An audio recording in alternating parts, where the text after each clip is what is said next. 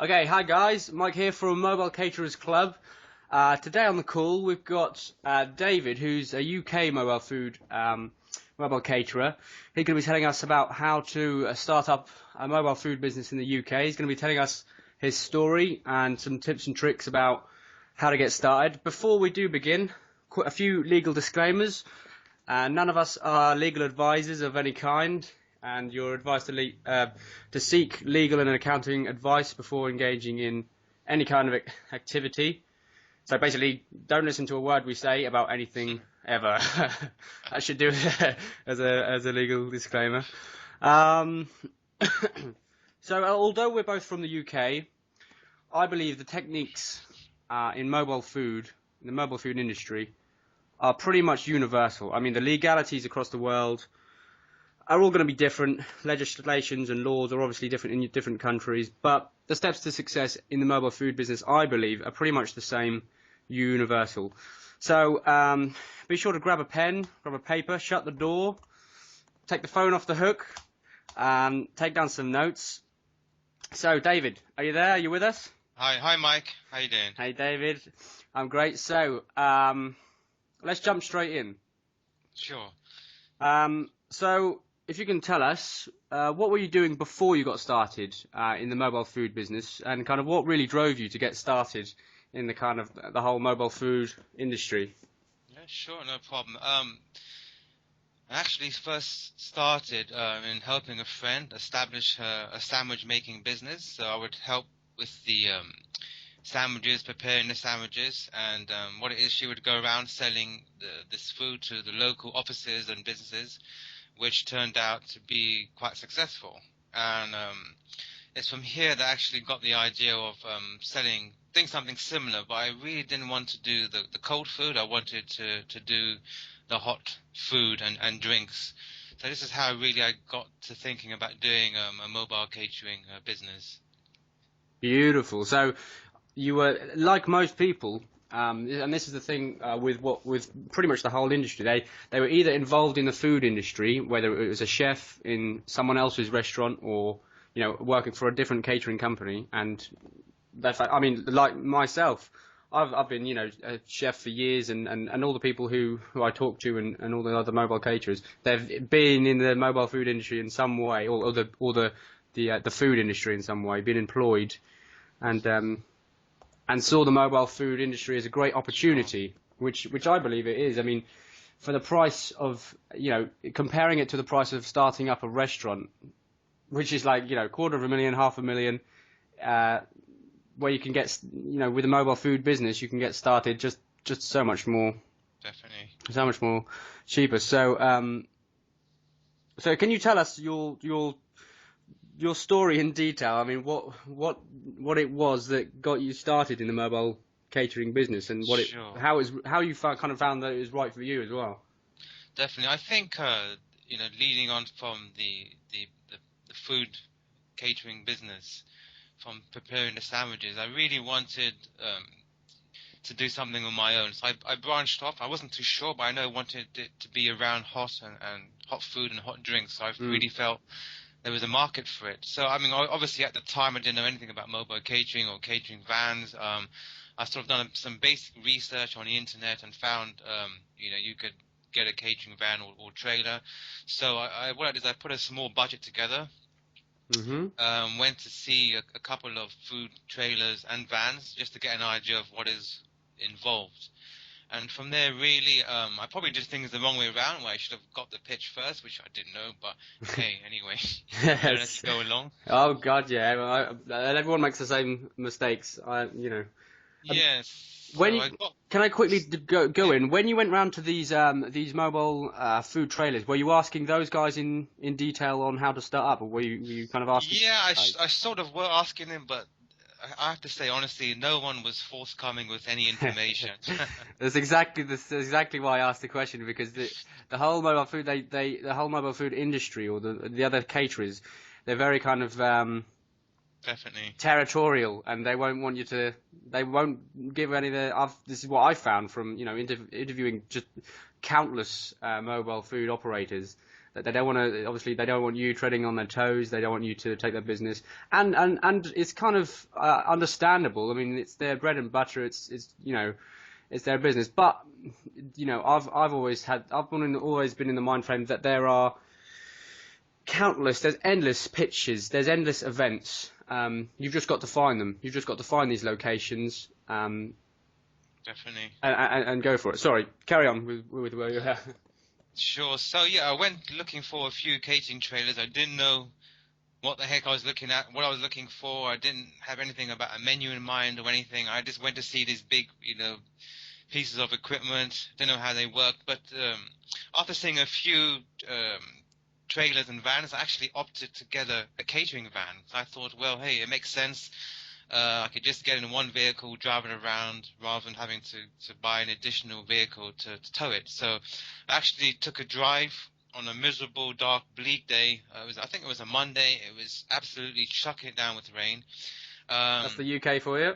That's definitely. I took I took a couple of guinea pigs, which was the shape of my brother and sister. We drove down to Liverpool, which was about a 4-hour drive, and we saw this truck.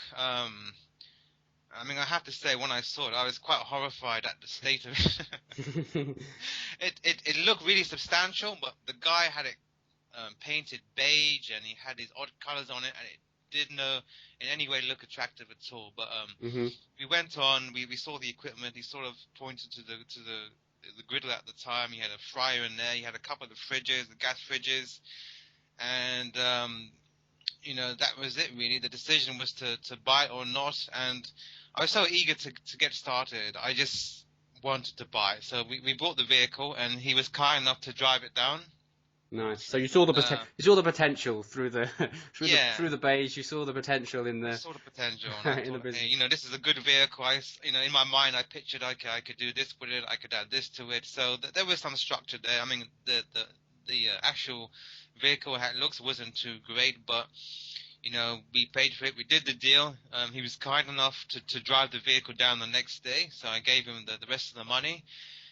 He obviously went about his business, and I was left with this monstrosity of a truck sitting there. So that was it. But I mean, we had some family and friends around when we started painting the truck and doing it up and changing it a bit, and it actually looked pretty nice. The end result was pretty nice. And then from there, really, we started, experimenting with the equipment, getting used to the griddle, turning it on, turning it off, getting the chip fryer working, and from there, was launched my new mobile catering business. So wow. That's it in a nutshell. Yeah. Fantastic. So you saw the potential in an old kind of, we're talking about a mobile food van as opposed to a trailer which would be towed by another vehicle? That's correct, yes. Okay. That's fantastic. This is what I actually teach to most people, and I call it the DIY startup method. And what it is instead of spending, which a lot of people do, and it's fine, but I just think as if you're starting out in the mobile food business, it's much better to start out on a smaller budget as opposed to buying a trailer the cost of most houses, because a lot of them do go up. Brand new catering trailers can be 100,000, even more. I think I've seen some as much as 200,000, even more. They're the huge ones, but at the same time, it's just the same. It's the same as buying a new car. As soon as you drive that new car off the car lot, it halves in price, it halves in value. Sure, definitely. And you've just lost all of that value in your business. So instead, I teach to do this, which I call the startup DIY method, and I've done it quite a few times, and it's just quadrupled the value of the business. So I'll go and look at like you've done. Go look at a secondhand. We'll go look at lots of different secondhand mobile food trailers. Now I'll have the idea. Let's say I'm doing a sandwich business, so I'll know the equipment that I'll need inside that sandwich business. I'll need the fridges. I'll need all the different sandwich equipment, and I'll want some space at the front for my upsells, and I'll know the menu, so I'll know what type of equipment. So I'm looking for a mobile food van or a mobile food trailer. which has the equipment for that menu, and as long as I know it's going to pass all the health and hygiene and all kinds of things like that, I will then go to a sign company, and I'll tell them about my the business that I'm doing. I'll say my menu. I'll say the theme. It's going to be a healthy style sandwiches, or whether it's going to be what type of business. If it's American, hot dogs, or a diner style, Sure. which will give them an idea, a really clear idea of the different colours, the different designs, and things like that. And so I'll get the sign company to design the theme and the outlook for the entire mobile catering train. And I'll obviously go around, get a few different quotes from different sign companies to get the best deal possible. And so with both of those added together, I can haggle down the price of the second-hand mobile food trailer, and get the price of the sign makers, what they give me for the price they give me for an overhaul, basically, of the mobile food trailer, and put two and two together, and you've pretty much got a brand new. Obviously, it's not going to be brand new, but you've got a fantastic looking catering trailer with designed for the menu in mind, very colourful, very attractive looking, which will get you into the pictures and events because it's an attractive looking one. It's got a theme, and you've just built a business, and you basically double the value of the mobile food trailer. I've actually done this. One of my first trailers was about £750. And I done this method, and it was sold years later for about, I think it was 8,000, Wow. 8,750 or £8,500, just from doing this, just from going buying an old, second hand, which has the equipment. It's going to pass the health and food safety checks. Ask the sign company design everything for me, and make it look outstanding. Put two and two together, and you've got it almost looks like a franchise, because you've gone to a sign company to do it.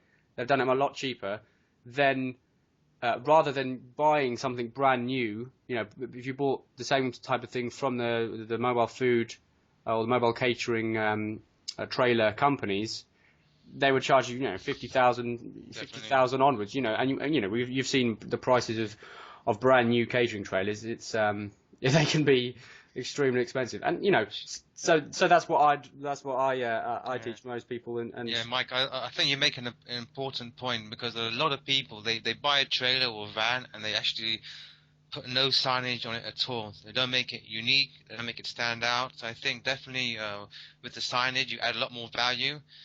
You have a lot more eyeballs staring at you, and it's a free advertising. So I think that's a fantastic way to do it. Definitely. Absolutely, yeah, and you double. I mean, if all else fails, you've doubled. As a minimum, you'll double the value of that business. So if you wanted to, sell it on in a few months' time, if things weren't working out, you can actually make a profit when selling. Definitely.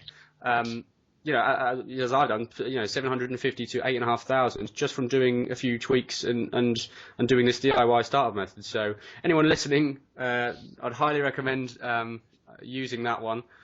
You start a new business. I think you've given them a new business idea, Mike. Yeah.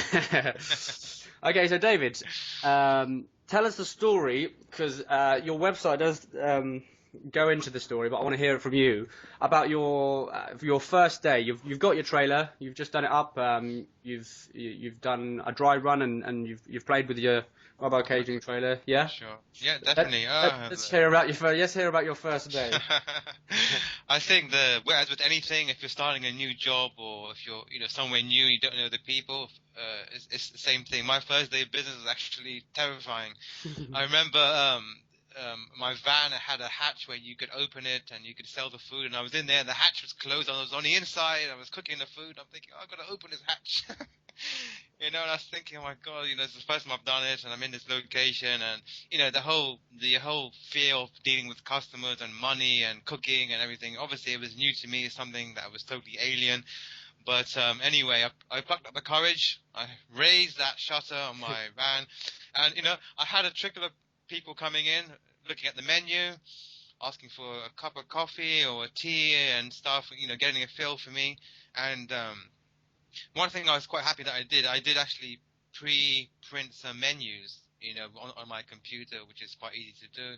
And I had some in the corner, and when they came over, they said, luckily they asked, did you have a menu? And I had a menu for them, and I gave out a couple of menus, and by lunchtime I had a few people coming in. I was preparing the bacon sandwiches and the egg and bacon, the coffees and teas. Beautiful. And it turned out to be, surprisingly for me, it from that point it got a lot easier. So the fear part just sort of vanished, and you're in this natural mode. And it's hard to say if you like it or not, but for me, I was quite natural, speaking to people and cooking at the same time. So I think as long as you love cooking, this is a great business to be in and to be a part of. Absolutely, and I think you've just kind of said the main thing, which is just do it, just get going. Anything, all new things are scary. I can remember that my first day. It's going to be a scary process, opening up and opening the curtain, as you just said. But once those customers start rolling in, you'll think this is easier, and you're loving it because every penny coming in is all yours. Yeah, definitely. And you're happy. Go on. Yeah, and you're happy to see people. You see them, you spot them from like, a few hundred meters, making their way up to you, and you think, oh, these people are coming to see me, and you sort of get excited about it. And the feeling of you're self-employed, you're making your own money, you have your own business. There's nothing like that in the world, definitely. Absolutely, it is a beautiful feeling, and you get to experience other people enjoying your food, which is a great thing as a chef or anyone who enjoys cooking, who enjoys cooking for other people and making food, making people happy through your cooking and your food and your menu, really. Definitely. So, on the subject of menus, let's talk menus. What foods do you like to sell, and what was your menu? What kind of what foods did you like to sell to everyone? Well, I started off with the basic menu, which would be egg and bacon, the sausages, the hot dogs, the burgers, some sandwiches, and that went down pretty well. I did have a bigger menu in mind, but again, it goes back to having the right equipment and the time, and are you going to make money selling these more exotic dishes? I stuck to the basics, had really nice hot dogs, really nice burgers, nice coffees, nice teas, quality teas, and quality coffee, not the cheap watery stuff, but nice drinks and food. And it went down a storm. People actually did love the food, and they did comment on the quality of the food and the quantity. Lovely. So you're on good portions too. Definitely have to. Yeah, absolutely. You have to. Make them happy. Yeah. So you raised an important point there. I done a very similar mistake, which was to start off with a large menu and trying to please everyone. And the first day was manic, in a word. I was at a very popular event, and we were just swarmed. There was a huge queue. I was going to ask you about your sandwiches, because we were making sandwiches fresh, and it just took a long time. Basically, we hadn't got the efficiency down, and we hadn't got and it's going to be it's going to be the same for a lot of people when they first get started. The efficiency of your flow. Definitely. I'd call it the flow isn't completely in line, but after I'd say a week or so, every single order, the first thing to make it, whether to do the coffee first, whether to do the sandwich, do the hot dog, the foods to actually make first, and the fastest way to do it. And time really is money in mobile food industry. Definitely. Especially with queues and stuff. Go on, what were you going to say? Yeah, I was going to say, the way I sort of dealt with that, I just had a basic menu. It was a few sandwiches, which was mainly cheese, ham, and a cheese, ham, and salad. I found those to be more popular, so it was like 2 or 3, just a basic selection, so they could have a choice. So I didn't have too much in the way of wastage or preparation. There was a few I made in the morning, or sometimes I would have them pre-order the sandwiches to make sure they got it. Right, beautiful. So you sold what you knew was going to sell. You really knew your market to where.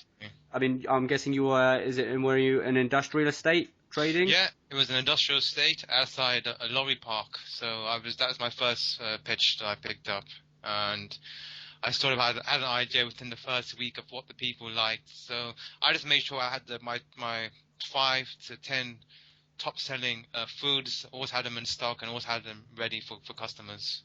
Beautiful. So you knew the market in the industrial estate. I mean, that says, popular hot dog, burger, the usual popular items.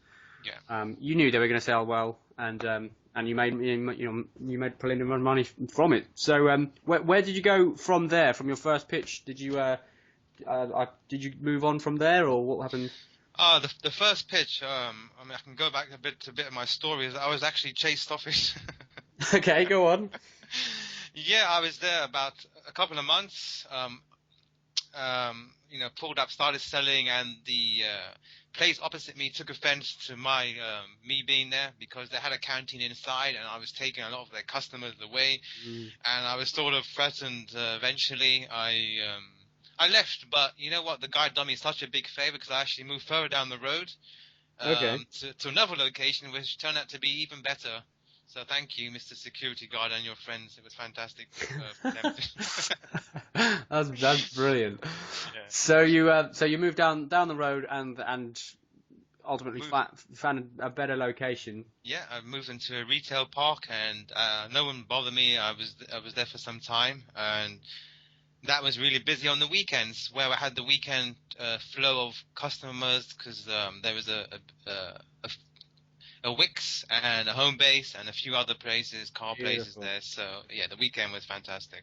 So just for our worldwide listeners, USA, Wix and Home Base are the DIY stores, which are fantastic. DIY stores and supermarkets are, if you can get them, are gold. If you can get in the car parks or anywhere near them, you can make a lot of money in those areas. So did I hear you? Did someone ask you to come and cater to one of their areas? Yeah, actually, while I was situated there, I had someone also asked me to cater for a football team on a Saturday and Sunday. From that location, it was quite profitable. Beauty, yeah, right. So you moved down the road, and from your kind of your industrial estate pitch, you've actually got people talking about you, and someone actually saw you and thought, well, we need this, we need your food at our event. Definitely, yeah. I had about 2 or 3 lucrative jobs came my way just from being situated on this techno or retail park, if you'd like to call it. And I went from there to a football pitch, and from there actually went to work on quite a large building site also, which is that's another story on its own. But yeah, it was a fantastic decision. Beautiful. That's a beautiful, brilliant story for the mobile food industry. So I get asked a lot in the recent bad economy. Some people have been concerned about starting a new business because of this recession that we're in. What are your thoughts on the whole recession and the this bad economy? And do you think it even affects the mobile food business?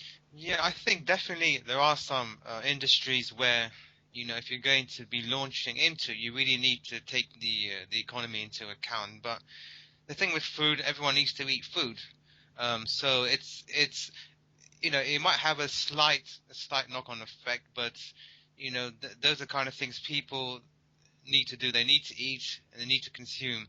So it's as good as business as any to go in, regardless of a recession or not, because people always need to eat. I would completely agree. I think the food business as a whole is one of those businesses where it's not just you're not just buying sofas or things like that. Food, humans need to eat food. It's always going to be in high demand.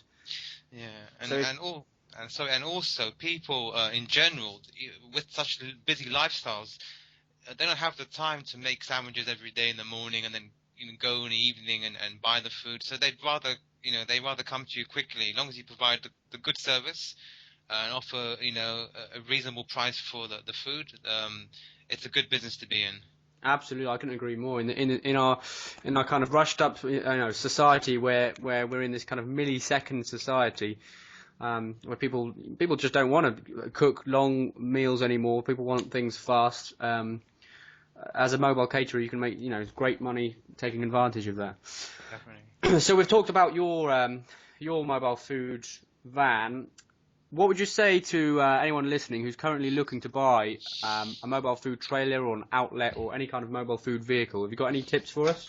Yeah, I would say definitely make sure the vehicle you're going to buy is clean. That's really important, because I've had such amazing amount of comments on people commenting on the cleanliness of my vehicle, on the not just the outside but the inside. And I think they associate, unfortunately, some catering trailers have not been up to scratch, and they've commented on previous trailers they may have been to that they look dirty, they look dingy, it looks dark, and it's not somewhere you'd want to eat. Just as if you went to a dark, dingy, dirty restaurant, you'd probably walk out, and it's no different when someone is approaching your catering food trailer for the first time. It's impression. So that'd be my number one tip. Absolutely. I could not, I'm just nodding my head here thinking, I could not agree more. I think that's probably the single most important thing anyone can do in the mobile food business. Not only just cleanliness, because I mean, to be honest, cleanliness, it should be a given. If you've got your own mobile food business, having everything clean should be a given. It's just like, it's obvious. It should be. You shouldn't even have to say that. But cleanliness and tidiness, because everything can be clean, but everything behind you, let's say, you've got menus scattered everywhere, you've got things on the shelves which are scattered about, and tidiness, it's just all to do with that image. I hear it all the time, and it really gives mobile food industry a bad name when these dirty hot dog or hot dog burger vans have got all the grease up the sides, and they're not putting in the effort, and it results in their takings and the money they make ultimately. But people won't ask them to, like people have asked you to go to the the different events and the football pitches, and so you've got more business from being clean and from being tidy and from being a good mobile food, providing that good service. The dirty mobile food vans who bring this, who can spread this kind of bad name of the mobile food world. Well, they just don't get any business. They don't get asked to these events. They don't have these opportunities that the clean and the tidy mobile food businesses get. Yeah, I really don't think those kind of people are 100% serious about their business, because to have a dirty trailer is it's unexcusable. It really is. So that's it. And to be honest, they won't be dirty and untidy mobile catering trailers won't really be around much longer. I can really see. I've seen the change over the years from this what used to be a mobile food industry, known as just dirty burger vans. Mm-hmm. I think we're going through a transition of as the legalities get tighter, which they always will with the food industry. Legalities, laws, legislations across the world, they're always just going to be tightening up and changing. We're going through this transformation from dirty burger van to super clean, super efficient, nice, a nice industry which provides just a much better image of the whole industry and much better food as a result, and much better profits. They're definitely more mainstream in aligned with normal restaurants, so definitely it's going that way. So what advice would you give to someone who's brand new to the mobile food industry and is looking to find that first pitch to trade from? Sure, definitely. Just like myself, I would recommend anyone just drive around your local area and have a look around to see what's available. Probably take your notepad and a pencil and just drive around, see what areas are available. Go into some industrial estates, some parks possibly, some stations even. If you can get some space outside a station, they're quite good. And just have a really good look around. If you see a couple of spots which you think are suitable, try and find out who the landowner is, and maybe approach them to see if they would consider your business. Fantastic. So go and find. You're saying to go around all the industrial estates, all potential trading spots, and find out who owns the land where that is. Definitely. And we're going to go on. And that's what I was going to say. Also, just make sure that you don't just go in your area. If you want to go out a little bit and see what's available, check to see if there's any competition also, which is actually an important point. Because if you've got an open space and you've got surrounded by lots of food shops, obviously it's not going to be worth your time, and it's going to be much more competitive. So make sure there's nothing in the immediate area also. Yeah, check for surrounding competition. Definitely. Fantastic. So, for our UK listeners, what are the legal requirements of running a mobile food business here in the UK? What steps can people take, and any other tips that will, provide any value or any helpful tips you've got when starting out, such as food hygiene and things like that? Sure. Yeah, definitely. I would recommend the first and easiest thing you can do if you are serious about starting your mobile catering business is to find a place where you can take your food and hygiene test. From there, you will get your certificate. This is vital because your next step would be to register with your local environmental health department. They would normally send you out a form to register your food business. And the thing is, when they eventually come to see you in your trailer and inspect it, they'll want to see that food and hygiene certificate hanging up there, so they can verify you're professional and you're taking your business seriously. Sometimes it's just nice to display it anyway. Yeah, no, definitely. For customer confidence. Definitely, and I'd say the final thing would probably register with Her Majesty's Revenues and Customs for self-employment. I mean, you can do this within 3 months of starting your business, but this is a legal requirement. So those are the main top 3 I recommend anyone do. Fantastic. To get started. So number 1 is the personal hygiene certificate, which there's plenty of places which do it. I think we're going to talk about some links later on. Do you know any resources or anywhere which people can actually go to get their food hygiene? Sure, I think you can go to the virtual college. That's been a resource that's been recommended to me by some of my website visitors. But failing that, there's many courses online now. Or if you prefer, you can find a local course next to you. Normally, colleges or even some councils run these courses, so I'm sure it won't be a problem finding a course. Yeah, it's not. I mean, it's pretty much everywhere. It's in pretty much every college. Lots of websites do it. I think you can even take it online now. Is that right? You can. You can. So you can take your personal in the UK. If you're trading in the UK, you can take your UK food hygiene certificate, the personal food hygiene certificate, which is the legal requirement. You can take that now online. And what was the resource where you'd send anyone? It would be www.virtualcollege.co.uk. That's the resource that's been recommended to me, Virtual College. Virtualcollege.co.uk, and you can do the food hygiene certificate on that virtual college. Online, yes. Online, fantastic. So step 2 was to register with your local environmental health department. Yeah. So for that, you would just call up your local council, speak to someone in the environmental health. I mean, they should send you out a pack anyway and a form to register your food business. That would be the next point that you would need to do. Fantastic. And number 3 would be taxes. Just register as self-employed.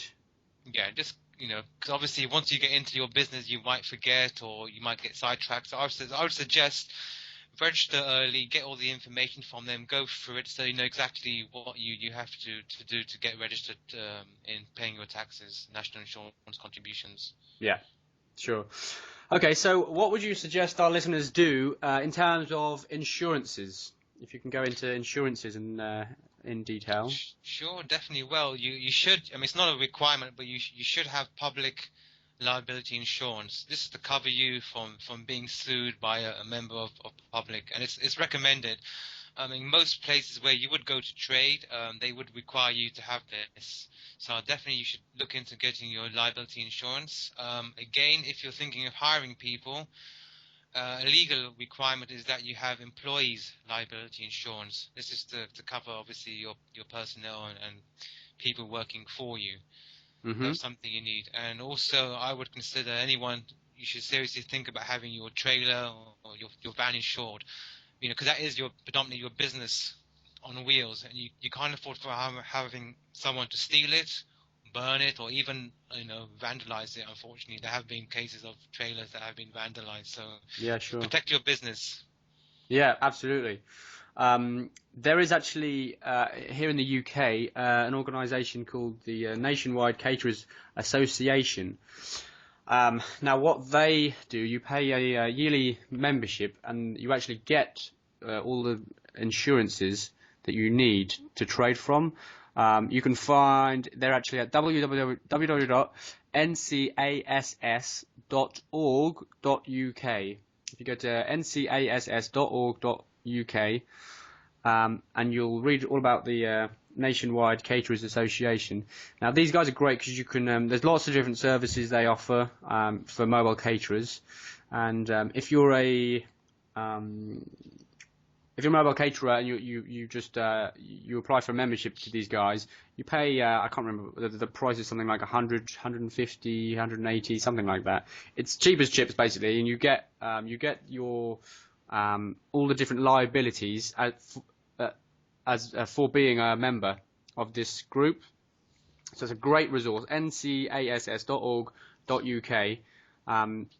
Join those guys, and if you're trading in the UK, that is, and you get your public, I think it's public liability, I think you get the employer's liability, the public liability, and the other one. I can remember you get the 3 different liabilities that you need to legally trade. So I can't go on. What are you going to say? Do they cover the vehicle itself? I don't think they don't cover the vehicle. They just cover the legal requirement. Yeah, because you're legally required. If someone falls over in your seating area, or if you something wrong with the food, it covers all the legal parts of running your business, basically. So, as we've talked, the mobile food industry is just it's very competitive, extremely competitive. That's why when we go to ask these mobile food traders, they don't want to they just don't want to tell you how to steal their business, really. So how do you think a new mobile caterer looking to start out in the mobile food business can stand out among the other noise and the other mobile caterers in the crowd? Sure. Okay. I think it's important. We go back to the previous point. You want to stand out from the crowd. You have to start with the basics, which is make sure your trailer looks the part. And as Mike said earlier, good, clear signage, colorful signage is really important to help you stand out from the crowd. Also, make sure people can see your menu clearly and include prices so they know straight away what they're paying for. And I would also consider, try to offer something unique, possibly a free drink or a tea as part of a meal deal, something to get them talking about you.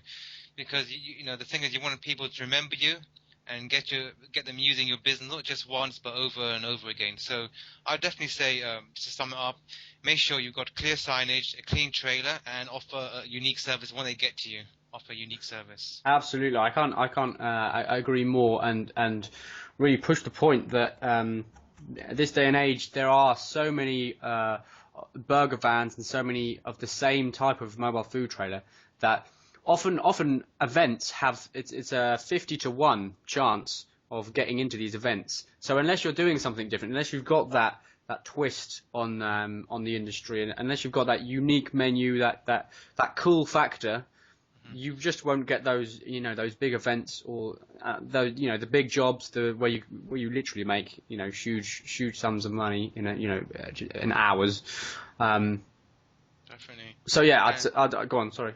I was going to say, and if you don't know how to be unique, I would say visit. If it's possible, go to a few of these shows beforehand and see what the competition is actually doing. Write notes down. And see how you can make yourself different and unique from them. So you're the only one doing or offering something that's just for you and your business.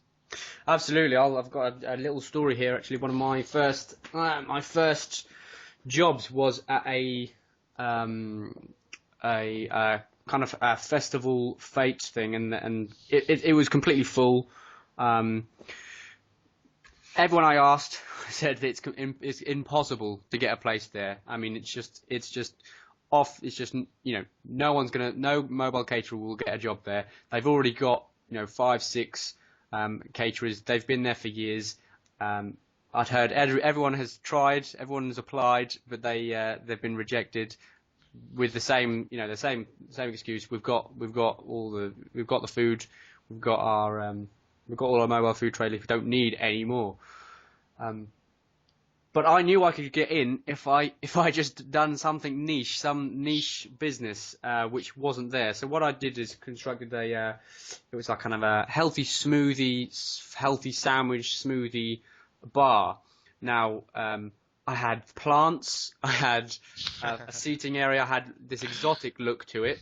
I also sold fair trade fruits. So I was using, charitable foods, which went to the greater good. I mean, it's Fair Trade Foods is a fantastic organisation, and so it was just completely different from from the burger vans and the other kind of Indian food, and they already had quite a different spectrum of menus in terms of menus, but it's just getting that niche angle on it, and I turned up and I showed him lots of pictures, lots of the ideas, a whole letter of talking about how we would benefit them. Not can we have a pitch there? How our business and how our menu and how our lovely seating area and games for kids and entertainment in the seating area and all these different things which other caterers don't even think about. All these little niche things which none of the other guys there were doing, and the organisers could see, actually, this would bring value to our event, and I got the place, and we done terrifically well there. Oh, fantastic! Definitely find your hook. Yeah, find your hook. That's right. So, what are some of the pitfalls that our listeners should be on the lookout for? What are the pitfalls and mistakes in your experience in the mobile food industry, and how do you think they can be avoided?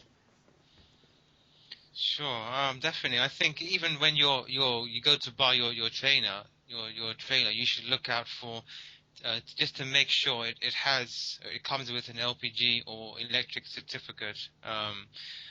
Because you're going to find it really expensive if you buy a trailer, it hasn't got a certificate, and you have to stick one on. At least if you've got you're buying a trailer and it's in the process of running out, it has passed something. So it's a good chance you're going to have this renewed.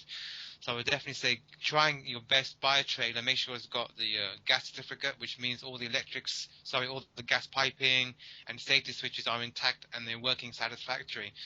So I'll just say a short story. The guy who I originally bought my catering van from, when he sort of, because I asked him if he can show me the equipment working, and he sort of lit this griddle. Yeah. And he showed me his hand, and it was burnt all along one side of the hand was burnt, and it was it was horrible. And I said, what happened to your hand? And he said it was the griddle. When he bought it from someone, it was missing the safety cutoff switch, which is a switch that cuts the gas off. Because of that, when he lit it, it went off automatically by itself, like sometimes it does. The gas was still coming out, and he lit it, and he burnt the side of his hand, and it's permanently scarred. So I would definitely, on a serious note, make sure you have it, you have the test done, or it comes with a certificate. Yeah, absolutely. And another thing is to be aware of is also people selling pitches. I had an occasion personally when I actually was going to buy a pitch from someone claiming he owned the pitch and is earning a lot of money. But, I did a few checks and I found that actually he was being thrown off the pitch, and it was like 5 to 10 grand he wanted for the pitch, and he sort of, made up the revenue and everything. So I would say to anyone, do your checks, because there's a lot of people that want to rip you off. Make sure you have your proof, spend the day with the guy or the week to see how much he actually is making. And that way you can best protect yourself.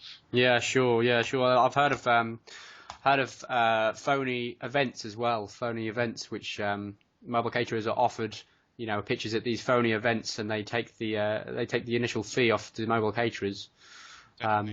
So yeah, absolutely. Look into the events and make sure everything. I mean, just do your general checks. Don't just jump into things. Yeah, it goes back to the old saying: if it looks too good to be true, it probably is. So do your homework.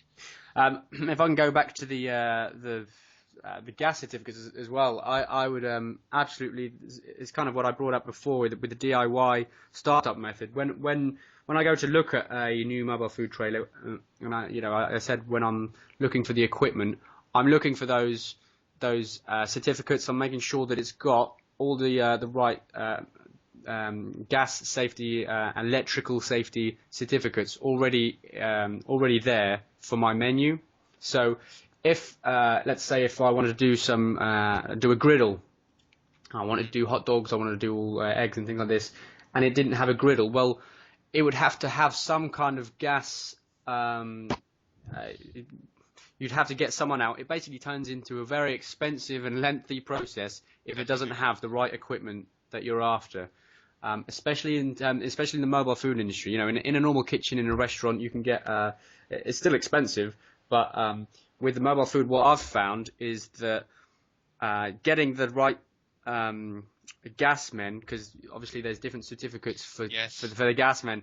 The gas men don't have the certificate, or very few gas men have the certificate for actually operating on a mobile food kitchen. Right.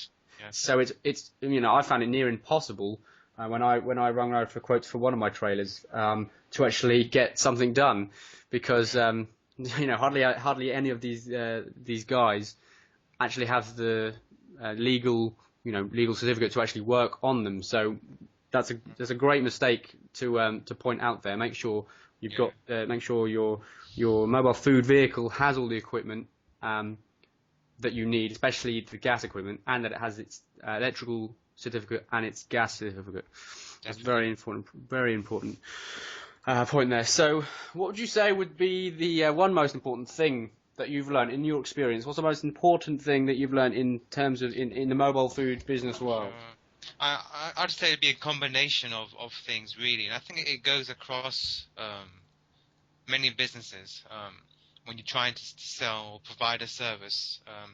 So which is be polite, be friendly, offer great value and great tasting quality food. It has to be quality food to your customers. Mm-hmm. And I think you should really offer the same food that you would cook for your mom, your dad, your brothers, or your sisters, your children. Spare no expense, within reason, but make sure you always, with food. I used to buy different burgers from different wholesalers and different sausages, and I used to fry them up, and I used to taste them and test them and give them to my family and some of my friends, and I'd really get the best stuff at a competitive price, and this is what I would offer. And it shows, because people would always come back and say, wow, those are really nice, or that burger was really nice.